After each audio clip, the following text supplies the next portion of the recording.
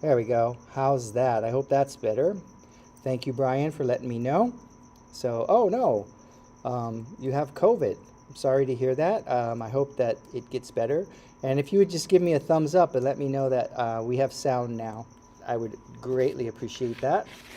As I was starting to say, Gay will be here shortly. She's just finishing up a meeting that she had to attend, and um, she'll be here in a bit, and then we will, there we go. And then we will, she'll jump right in when she'll jump right in when she can. So, all right. So, without further ado, well, what my lips were moving all about there earlier before you could actually hear me, what I was saying was that Gay and I were at a very intensive veterinary conference this past weekend, so learning all about the immune system, and it is so complicated. It's just amazing. It is just so amazing. Oh, hey Robin, thank you for joining us. You're in the parking lot, so I hope you're relatively comfortable there.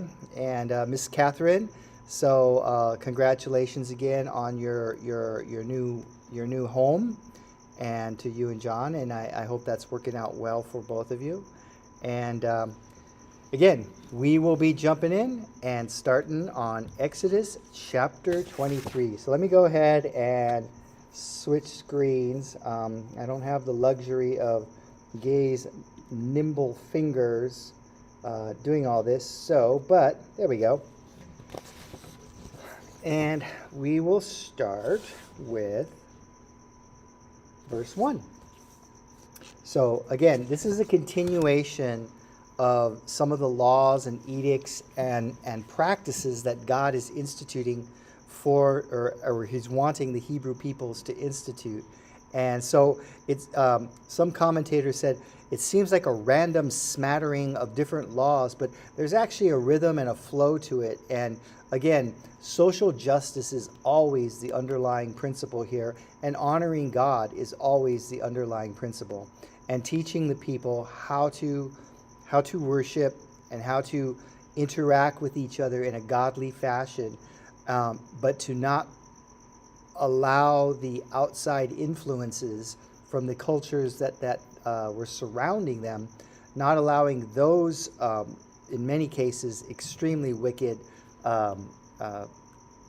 influences to permeate their society. So Exodus chapter 23, starting in verse 1, says, "You shall not give a false report. Do not join your hand with a wicked person to be a malicious witness." Okay, again, this is sort of an echoing of one of the Ten Commandments. Okay, do not lie.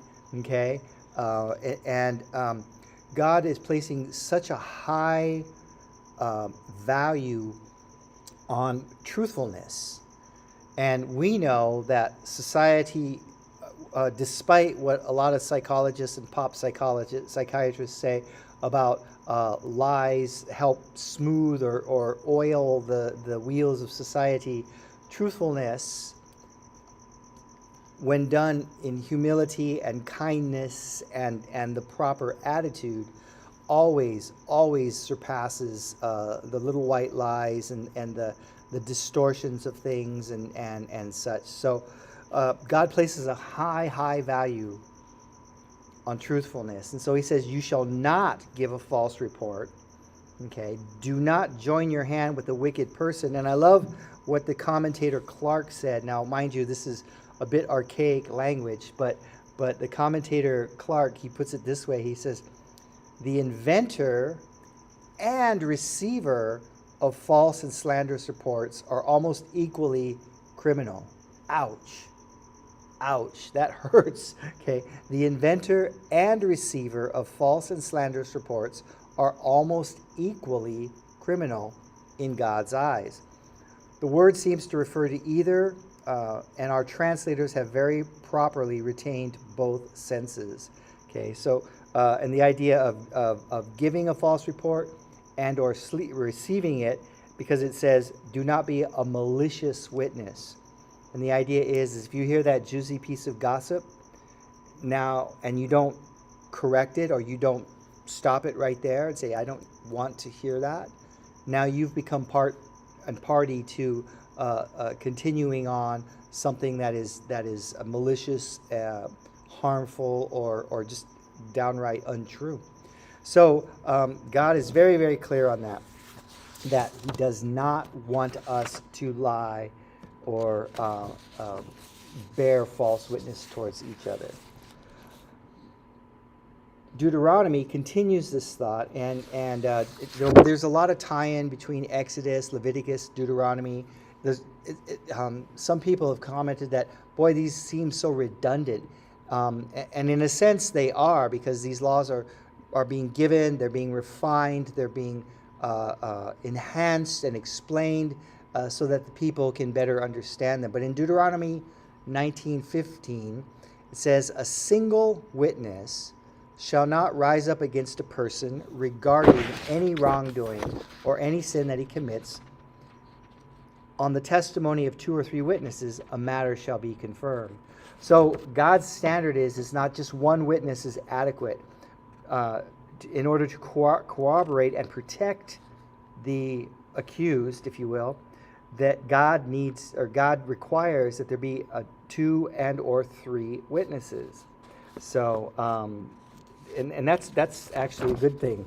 That's actually a good thing. You want more parties to be able to verify your side of the story. Oh, Miss Polly's on board. Hi, Polly. Thanks for joining us from Temecula. Boy, I don't know about you down there, but it was hot and humid where we were, so I'm sure Temecula was quite steamy today. So thank you for joining us. Deuteronomy chapter 19 goes on to say, if a malicious witness, there's that term again, a malicious witness rises up against a person to testify against him of wrongdoing. So then both people who have the dispute shall stand before the Lord, before the priests and the judges who will be in office in those days. So God's standard is that a malicious witness or a hostile witness that individual has to stand before the judges and God's representatives and give their testimony. Now watch this. And the rest of the people will hear and be afraid. Okay, let's see. In other words, God institutes the idea that you can't just say something about somebody and get off scot-free. If you're going to say something about somebody and it turns out to be false, you also are going to be held accountable. And you will have to give account before the magistrates of the day. And the idea is that then the magistrates, if they find against you, there will be penalties to pay. You will be held accountable for what you say about somebody. And the idea is that, societally speaking, this will invoke respect and fear. They call it fear, but it's fear. But look at verse 21. So you shall show no pity. Okay, the rest of the people will hear and be afraid and will never again do such an evil thing among you, i.e. lying and giving false testimony. So you shall show no pity, life for life, eye for eye, tooth for tooth, hand for hand, and foot for foot. Now this, again, does not mean, as in Hammurabi's law or precepts, which we talked about at length previously, this doesn't mean that you would literally pluck somebody's eye out or cut their foot off or pull their tooth. It means that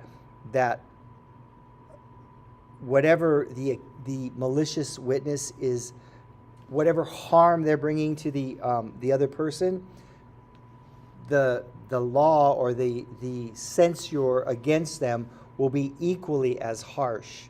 Okay, will be equally as they won't just get a wrist slap for destroying somebody's life with malicious gossip or false witness or lying.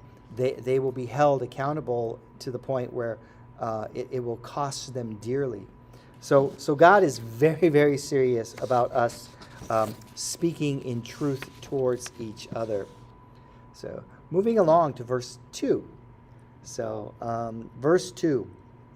I love this verse. I love this principle, and and as I was studying verse 2, it made me really sad, because just turn on the nightly news and you see that we have lost our way. We as a society, I would say, have strayed greatly from God's principles. Verse 2, you shall not follow the crowd in doing evil, nor shall you testify in a dispute so as to join together with the crowd in order to pervert justice. God is so serious about this. And like I said, this verse just, I said I love it, but I shouldn't say I love it. I pondered this verse for a long time. So, you shall not follow the crowd in doing evil. Oh my goodness. How many times over the last 2-3 years have we seen innocent store owners have their livelihoods destroyed because the crowd has gone berserk? Started out protesting something that needed to be protested. It started out with voicing an injustice, absolutely correct. But then the crowd perverted that justice, and wanton destruction and mayhem and, relatively speaking, innocent parties were harmed greatly. This does not please God. Unfortunately, this has been the pattern of humanity from the very get-go. If you recall our Genesis study in Genesis chapter 3, starting in verse 6,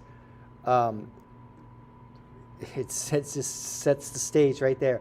When the woman saw that the tree was good for food, and that it was a delight for the eye, and the tree was desirable to make one wise, she took some of the fruit of it, and ate. And she also gave some to her husband with her, and he ate. They both knew it was wrong. Eve was deceived. She saw it. She desired it. Notice, we talked about this at length when we covered Genesis. Her husband was with her. He was party to it, and he ate also. So there's no excuse. He has no excuse. He is as guilty as her. He should have stopped it. He did not stop it. Hence the reason all of humanity falls under the original sin. Right there. There it is. And so going back to our verse 2, you shall not follow the crowd. Now, in Adam and Eve's case, it was a crowd of 2, okay? But nonetheless, Adam followed Eve in what he knew specifically was wrong, and he did not stop her. And it was a perversion of justice. And so, as I was saying, we saw plenty of that this year when we saw stores being vandalized, when we saw people's vehicles being set on fire. Again, we have the right to protest. We need to protest injustice. We have to stand for hey, the doc is here. Okay. Hola. Okay. Well, until she sits down, her head's not here. But there she is. Getting here. So hello. She's here now. Yay, she made it. So I'm on verse 2. Okay. So, I guess I don't have 2 of these. So anyway. That's okay. Okay. I'll look over your So, shoulder. but what we saw that people, one or a few individuals, went down this destructive path, and many followed, and it was a perversion of justice. It was just to call out injustice, but then that itself became unjust. So it was quite the mayhem and malicious Now you can see where you're at. Event. What's that? Now you can kind of see what slide you're on. Oh, there we are. So, all right. So I need it. Is that better? Yes. That okay? Oh yeah, it's much better. That's how we I normally needed do. her technical hand to assist me, and so Got it. And she's more than able. Okay. So moving right along. Paul actually he elaborates on this. I say he elaborates, but he adds quite simply in 1 Corinthians chapter 15 verse 33. He says it so succinctly. Do not be deceived. Bad company corrupts good morals. There you have it. So God says way back in Exodus, he's like, do not follow the crowd. Paul, in the first century, he updates it and he says, hey, don't fool yourself. Bad company corrupts good morals. I love that. So what our parents used to always say, be careful who you're hanging out with. Yeah. Right? I mean, what did mom and dad always say? Right. Be careful who your friends are. Right. Be careful. Or what is it? Guilty by association. Guilty by association. Mhm. Yeah. So some of those old sayings are, right, they're from the Bible. Right. Just saying, my mom knew what she was talking about. Right. So She did. if Mikey jumped off the bridge onto the freeway, are you going to do the same thing? Yeah, I heard it all. Yeah. Yeah. Like, yes. Yeah. So let's see. Verse 3. Okay. Nor shall you show favor to a poor person in his dispute. Okay. Right? And that seems So- kind of a random. Okay, so don't hang out with a bad crowd. Tell the truth. Okay. Don't follow the crowd. Okay. And don't be a false witness. And don't show favor to a poor person in his dispute. And you're like, what? Well, I like what Guzik said about it. He says the facts of a case and the principles of justice should decide a dispute, not the high or low standing or perceived victim status of those involved. Mm-hmm. Okay, so it's interesting how humanity has again kind of twisted that over eons of time. And like back in the Middle Ages, if you were, say, an English peasant, I'll just use English law, for example, because that's the one I know. If you were a poor peasant in medieval England, but if a knight or a lord or a lady were to say, I find in their favor, you would automatically be found innocent because of their social status, not yours, but theirs, whether you were guilty or not. So it was a perversion of reality. And I love what Guzik says. He says, facts and principles should decide justice, not popularity, not personal status, not social standing, not any of those things. Facts and principles. And that's foundational. It ought to be foundational. Some would argue that it's not, but it ought to be in its perfect state. It is the foundation of our legal system here in the United States.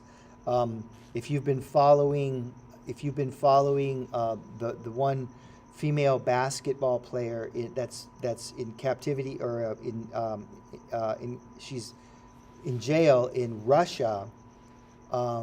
She just received today. She received 9 years for having I shouldn't say just, but for having a relatively small amount of I think it's marijuana or hashish in amongst her vaping canisters or something like that. She's a high-profile person, and undoubtedly she's become a pawn in this political game. And so the facts are that she had a minuscule amount, which is actually just slightly above a legal amount, but she's receiving 9 years, not because of her great guilt, because she wasn't intending to sell it or distribute it or anything like that. It was for personal consumption. But nonetheless, she's being used and justice is being perverted because of her high profile status. So in the same regard, verse 3 tells us you shall nor shall you show favor to a poor person in his dispute. Say, oh, they're poor, let's give them the benefit of the doubt. No, if they're guilty, they're guilty. Okay, we don't like that sometimes, but that's reality. You ready, Doc? Yes. Yes. Okay. Verse 4. Oh, I was just going to say on verse 3, I like how the NLT puts it. It just says, and do not slant your testimony in favor of a person just because that person is poor. Right. You know, so Right. like you just, I mean, it just, I like the way they say it. It just states it clearly, but, you know, just don't, like Guzik said, it should be based on the facts. Any issue that needs to be decided should be based on the facts and not someone's social status. Right. They shouldn't be given higher, benefit of the doubt because they're wealthy or because they're poor. Also, doesn't mean that they should. Exactly. None of us is above the law. Exactly. Exactly. So that's just a good way to put it. Yeah. So verse 4, I like verse 4 and 5 here because it just reiterates to me how much God really cares about animals. I mean, how many times as we've been just going through the laws section of Exodus here, I mean, but even when they left Egypt, like he literally said, do not leave a single animal behind. Right. That's So- true. That's true.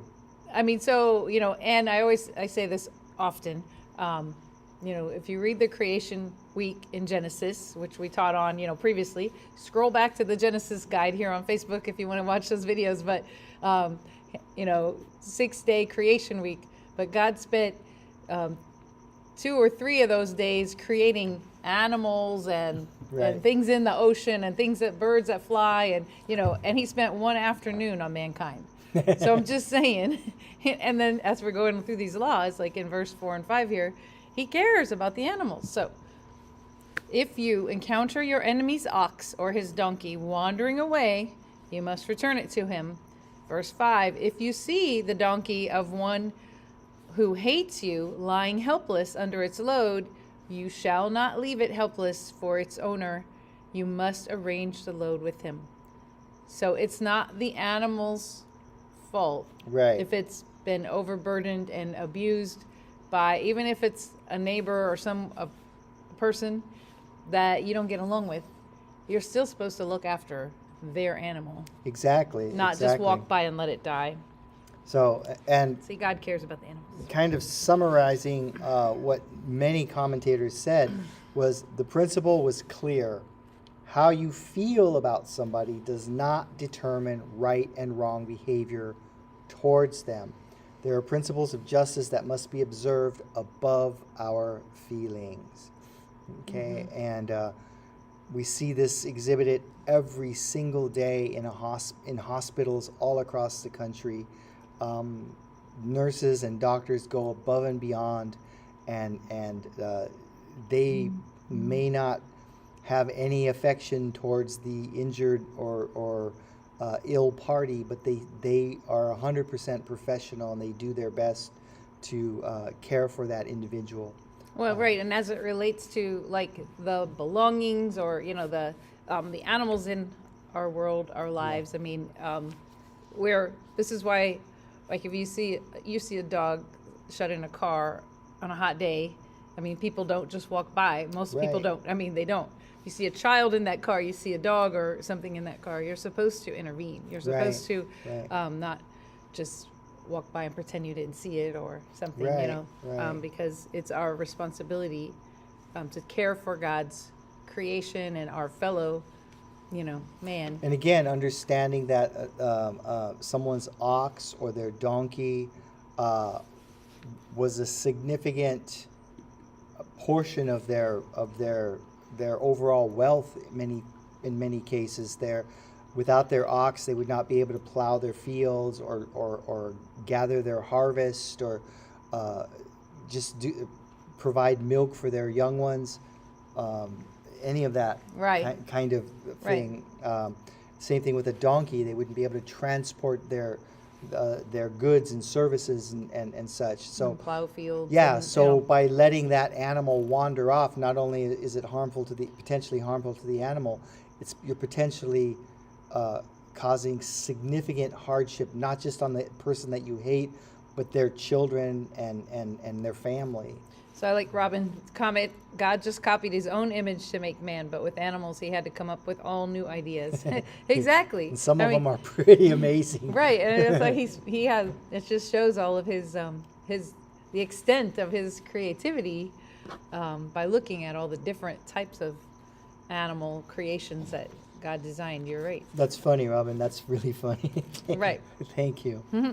So, yeah, so the principle is clear. It doesn't matter how you feel about somebody. Right is right and wrong is wrong. And if you see something, and you know, we can practice this a million ways every single day.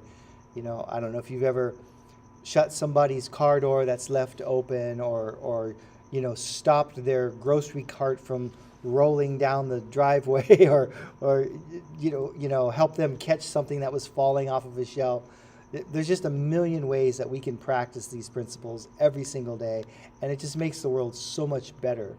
So One time we helped stop a person from rolling down the ramp on an airplane. oh It was yeah. in a wheelchair. Oh, that was terrible. You know how sometimes when you get off an airplane, how the Ramp can be really the ramp steep. can be really steep. Well, this poor person was in a wheelchair, and admittedly, they were a rather large person, and the poor attendant that was trying to push them up the ramp, we were literally walking behind them, and we heard that poor person's leg pop, just like snap, and the poor person went, oh, and screamed and rolled, and this person that was in the wheelchair starts rolling backwards, and we're like, if it's gonna be, it's up to us. And we just like grabbed it, and you know, she helped the poor guy that had broken his body part. Yeah. It was a lady actually. Right, a lady, Helped her, and So I we're- grabbed the poor person in the wheelchair. Because they're just like, ah! They're like, I mean, they don't even know what's going on. All of a sudden, they're going yeah. backwards. So anyway, that's so what made me think of when you said stop something from rolling. yeah, We yeah, have to that- intervene sometimes, you know, It literally. just happened. So, you know, but all that to say, there were people that were quite irritated that they had to stop for a second and kind of let this get pushed to the side so that they could go on to their merry way, whatever that was. And there was a lot of cursing and a lot of unsympathetic thoughts being loudly expressed while this poor person was literally in agony, and the other Yeah. person was frightened. It was quite a sight to quite behold. interesting. Yeah, an interesting study in human behavior. So, verse 6. You shall not pervert the justice due to your needy brother in his dispute. Keep far from a false charge, and do not kill the innocent or righteous, for I will not acquit the guilty. Some would say that verse 7 applies, excuse me, applies even today as a reminder that we as Christians should not support abortion. We should not support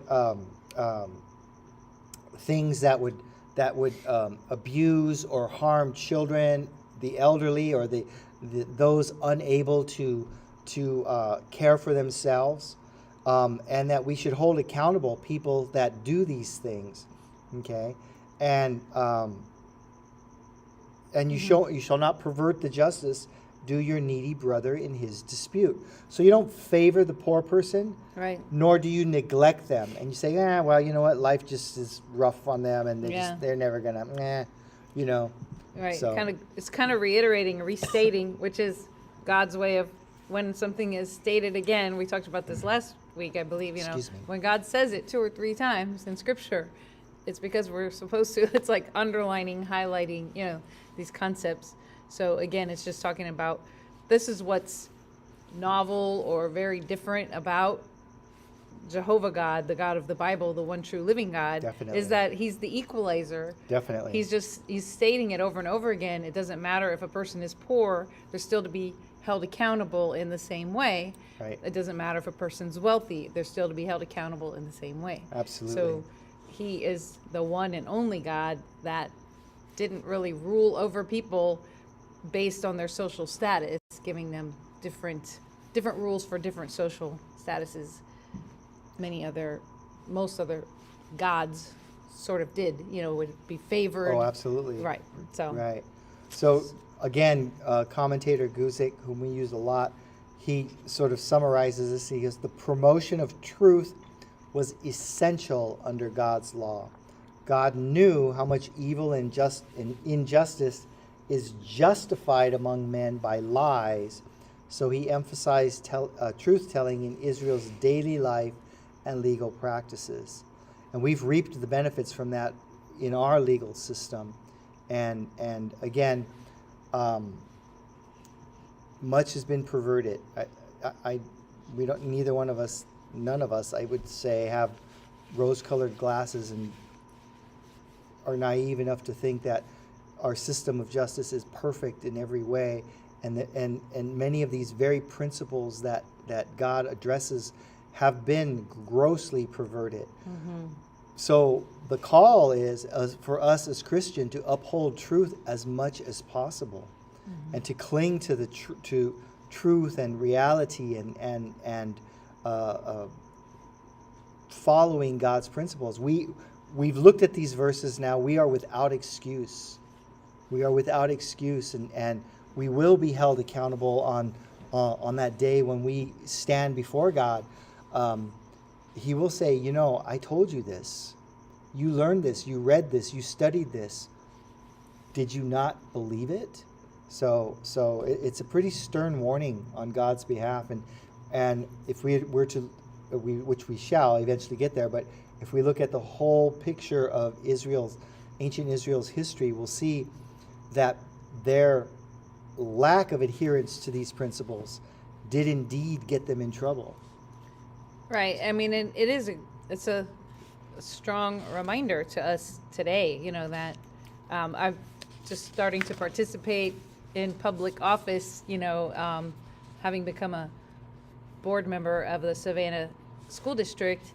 And the oath I had to take is the same oath as the President of the United States. As public officials of in any Congress public and, official, and it's Senate. the exact same oath. Yeah, it is. Except for I also say about the state of California, Right, not right. upholding those laws, and we are as Christians. I mean, that's where all that comes from. This oath of office and all Right. that. It's all kind of based right here in the Bible, where in Exodus, right here, where God is telling us, here's the laws of how the world really works, and what's the best way to live in this world and prosper and, have the least amount of anxiety and angst and, turmoil, is to always be truthful, never bear false witness, Right. always treat everyone equally.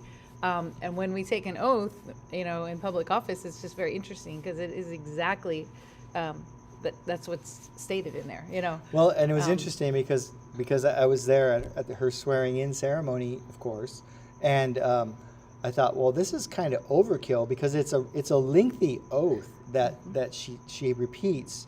It's rather lengthy, and if you've ever watched an inauguration ceremony or anything like that, it's a lengthy oath. And I thought, my goodness, this is such a small little community or such a small little district and public office.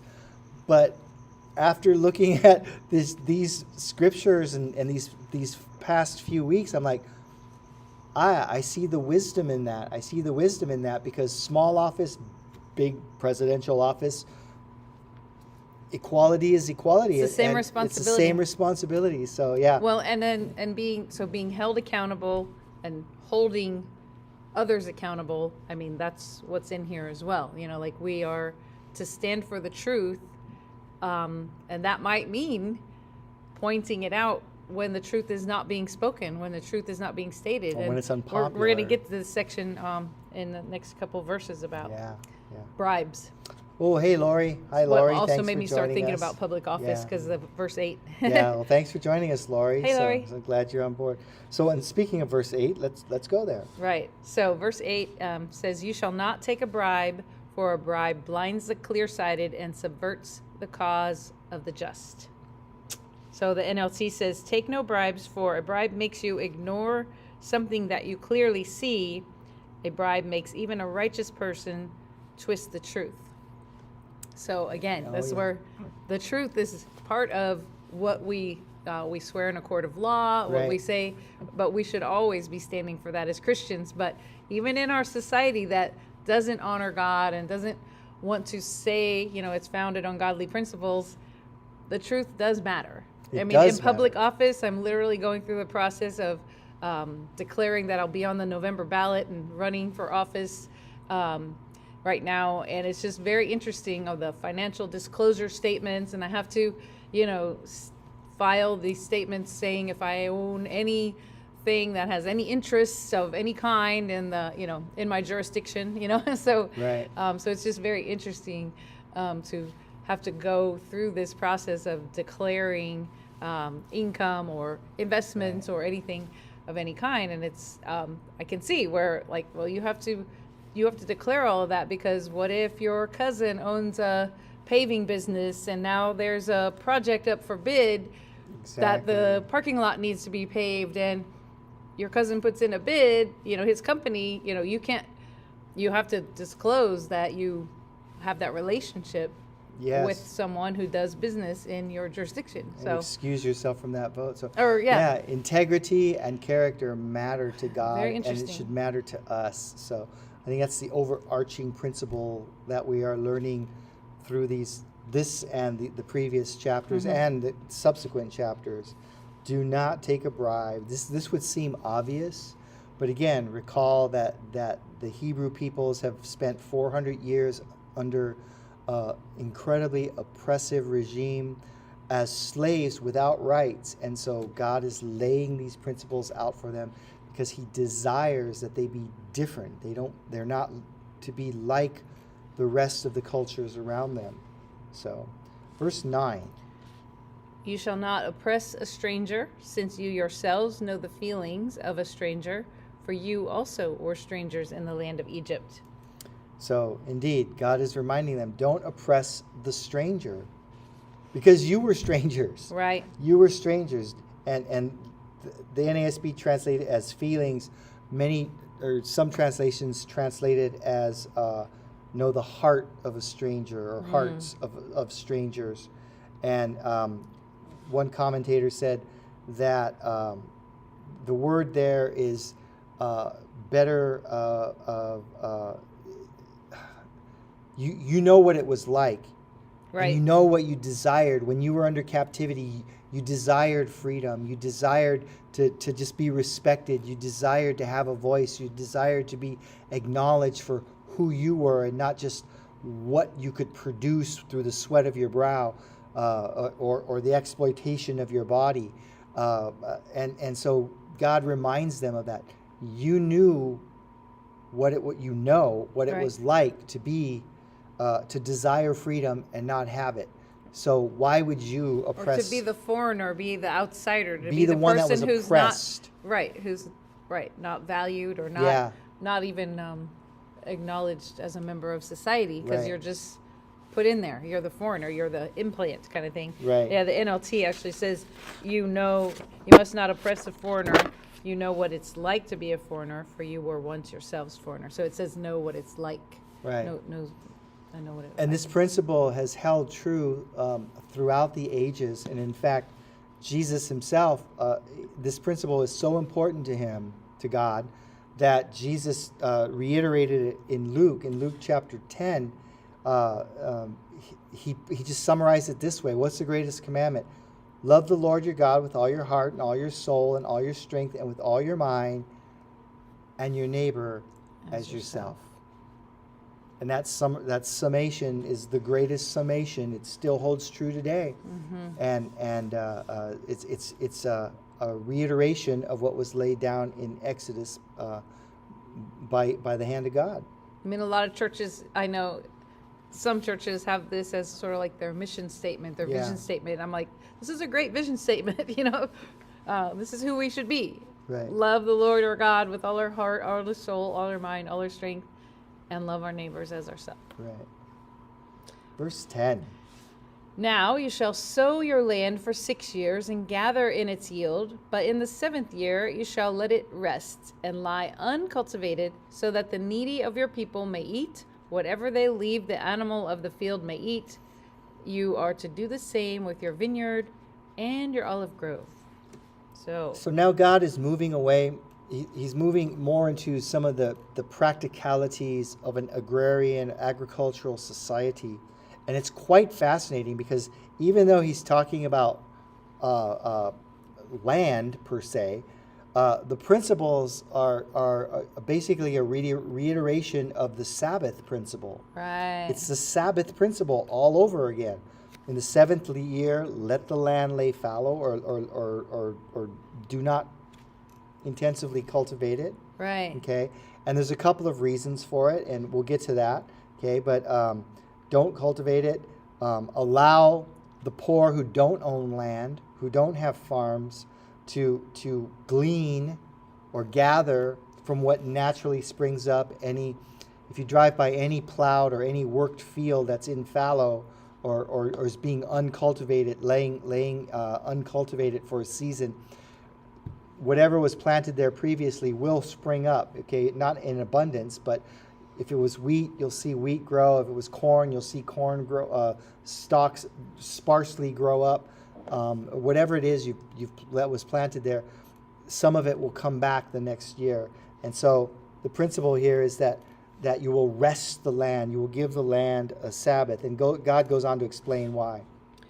Verse 12, for 6 days you are to do your work, but on the seventh day you shall cease from labor, so that your ox and your donkey may rest, and the son of your female slave, as well as the stranger residing with you, may refresh themselves. The key word there is refresh. Refresh themselves. God knows what we need, and God instills this not to be a stickler. It's like, I want one of your days you're gonna bow down and worship me.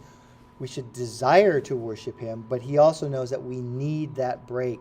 We need that shift in our mentality and our physicality to refresh ourselves.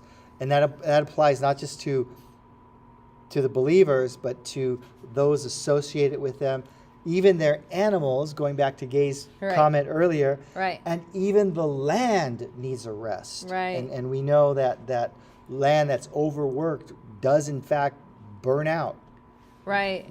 I mean, one of the things or benefits also from this seventh year of not working the land and allowing it to rest is it's an exercise in faith. It is. For the Israelites. Yeah. To see that even though they're not doing all of that they normally do every year for maintaining the fields and planting, it's an exercise, it's a reminder that God will provide for them. Exactly. Because we can get so involved in doing and organizing, and not that it's bad, but I'm just organizing and doing things and making it happen, and networking and making it happen, and getting out in the field and doing the planting, and keeping our routine. We can get into that so much that we lose sight of the fact that it's really God doing it all. Right. We're just doing what he's enabled us to do, and but so having that seventh year of you don't do anything to the fields, Right. no cultivating, and you just let the Lord provide for you. I mean, wow, that would take a huge amount of faith. Absolutely.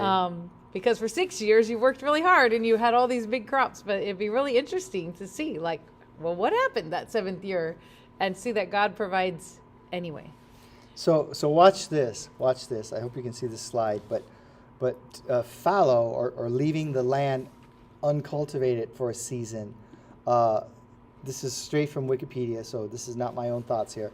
It's a farming technique in which arable or land that is ready to be planted is left without sowing for one or more vegetative cycles, okay, or one or more growing seasons. The goal of fallowing is to allow, now watch this, and as we're reading this is a practical explanation, but how does this apply to our lives? How does it directly, I think we can easily see the tie-in. The goal of fallowing is to allow the land to recover, store organic matter, or rebuild while retaining moisture.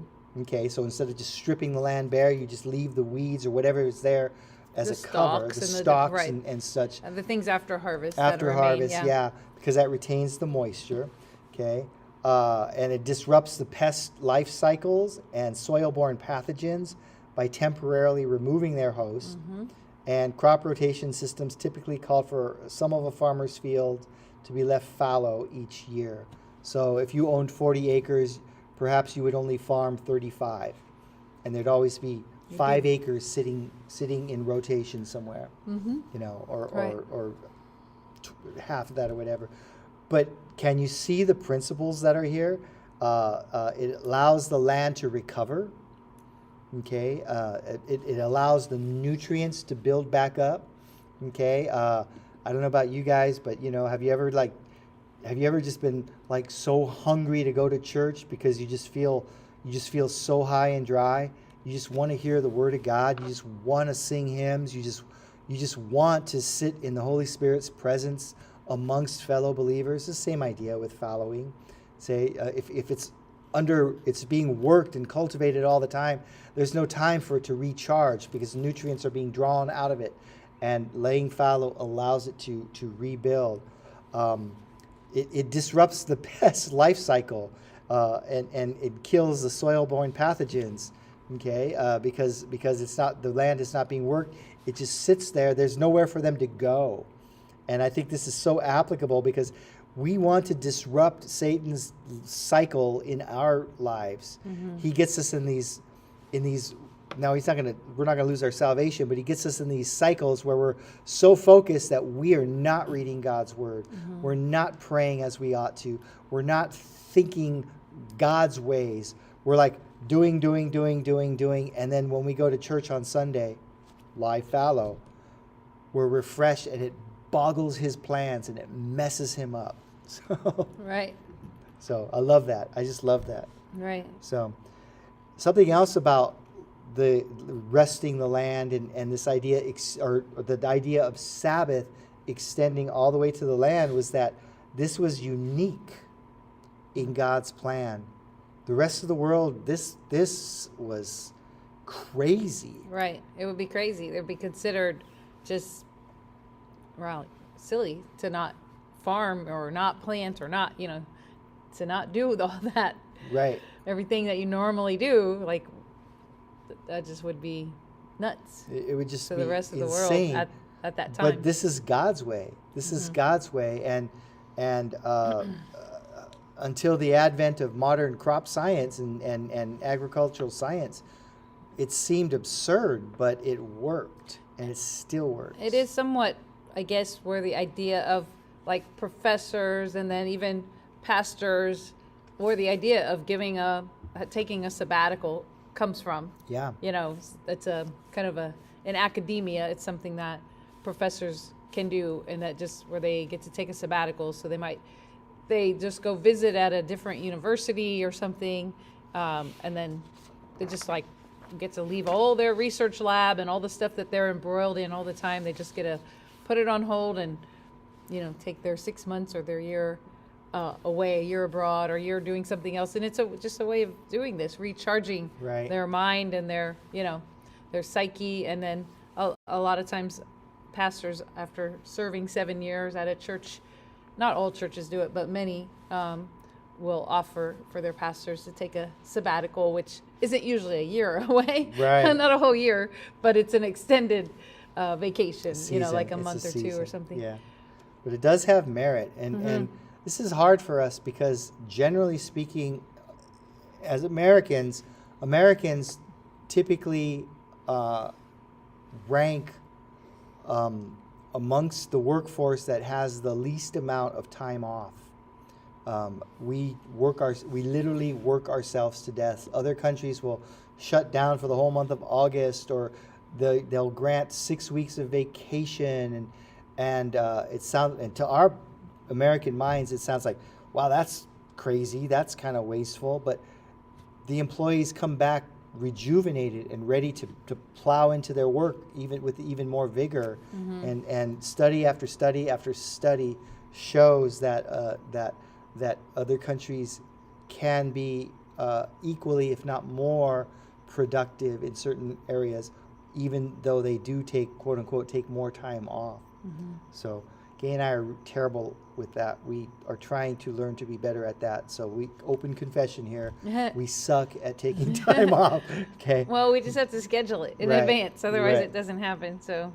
So, again, elaborating on this principle, Gay touched on it. She summarized this slide very, very nicely. He said, the poor were allowed to harvest and process that which grew unplanted by the farmer from the fallow ground. So they were given the right to do this, to go on to somebody else's property and harvest or gather the gleanings of what was left. Okay. The principle behind this was a way to help them actually provide food for them. It was a way to protect the land, i.e. letting it sit fallow and rejuvenate, which we just talked about. And it was also a way to teach the landowners restraint from maximum profit while ruining resources. So they couldn't just work the land until it was unworkable and yielded nothing, and then it was destroyed and not fit for anything. And finally, it was also a way, notice that the poor were allowed to gather, but they weren't just given. They had to work for it. So it was a way to help themselves. Okay? So an incredibly valuable principle. So just a beautiful principle that we have completely forgotten how to do. Okay. Interesting aside. This was look at Ruth. Yeah. Exactly. Yeah. Robin said, "Look at Ruth." Yeah. Robin, You're thank right. you, Robin. The whole book of Ruth centers around the poor woman being allowed to gather in someone else's field. So, an interesting aside here that comes to play in later history of ancient Israel is that was brought up by several people, but Guzik noted that Israel's failure to give the land its Sabbath determined the certainty and duration of the Babylonian exile as recorded in 2 Chronicles 36:20. You see, Israel, as they grew as a nation, they completely ignored this principle, and it caught up to them in a horrific way. In 2 Chronicles 36:20, it's recorded that God took into exile those who had escaped from the sword to Babylon, and they were servants to him. I forget which ruler it was a Persian ruler, and his sons until the rule of the kingdom of Persia. To fulfill the word of the Lord by the mouth of Jeremiah. Jeremiah had warned the people, you must listen to God's word. You must establish a Sabbath. You must practice the Sabbath. All the days of its desolation, it kept the Sabbath until 70 years were complete. So Israel ignored this for 70, or ignored it in equivalence. God kept them in captivity for the equivalent amount of time, historically speaking, that they ignored God's word and did not practice this Sabbath resting period. So do you think God wants you to take time off now and then? What do you think? Yes. Yeah. Yeah. He thinks it's very important. So, this will be our last slide for tonight. We only got about halfway through, okay, but we're not in a rush. Okay, verse 13. Now concerning everything which I have said to you, be careful, and do not mention the name of other gods, nor let them be heard from your mouth. So NLT says, pay close attention to all my instructions. You must not call on the name of any other gods. Do not even speak their names. So again, we're back to the very first commandment of the Ten Commandments, and God has said this several times throughout these chapters of 21 through 23 here. Have no other gods before me. Do not worship any other gods, Right, and the principle here is that God is prepping the people. They're going to enter eventually the promised land. That's still a long ways away. They don't know that yet. Well, it's not physically far away. It's not physically far away. But it's many years away. It's many years away, Chronologically. but physically it's not far away. God is warning them not to allow the outside influences to pervert or to distort their ways. And one of the simplest ways of doing that is to start associating practices or ideas regarding foreign deities, okay, false gods, false deities, but starting to bring those practices into the Hebrew culture. And God is saying, don't do that. Don't even speak the name of these foreign gods. And there's a great deal of wisdom to that. There's a tremendous amount of wisdom to that. So, Right? It can be subtle how, like today, foreign gods, other gods can like sneak into our lives. I've mentioned it before. You know, things like reading your horoscope, or you know, people go, oh, it's just kind of fun, but it's from the enemy. You know, the horoscopes are based on a satanic, influence, and it's letting another god come in front of your relationship with God. So, instead of reading a horoscope, we should read scripture in the morning, and even perversions, look at Proverbs.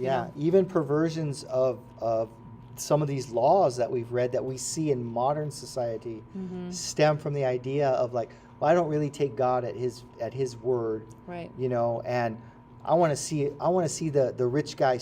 I want to see it stick it. I want to see him get it, right. Or I want to see the poor person, just don't hurt him. Just get it, as Bill Cosby used to say in his routine. Don't hurt him. Just send him somewhere. So lots of things like that. So we're out of time. We're out of time, and we will pick up this narrative in verse 14 next week. Thank you, one and all, for joining us. Thank you for hanging in there, even as I bumbled and stumbled my way through on my solo flight. My solo flight here. Okay. I was flying solo. So, and fortunately, I was rescued by my capable and beloved spouse. And we thank you, one and all, for joining us, and we will see you right here next Thursday at 7 o'clock. And come join us if you're local on the 14th of August at 5 p.m. We'll be doing a service. Here. August 14th, we'll be doing the church service. Yeah. Preaching, singing, things like that. Things like that. Come and join us. Church things. Love you guys. Thank you very much. Good night, one and all. Thank you. I got to get the arrow back.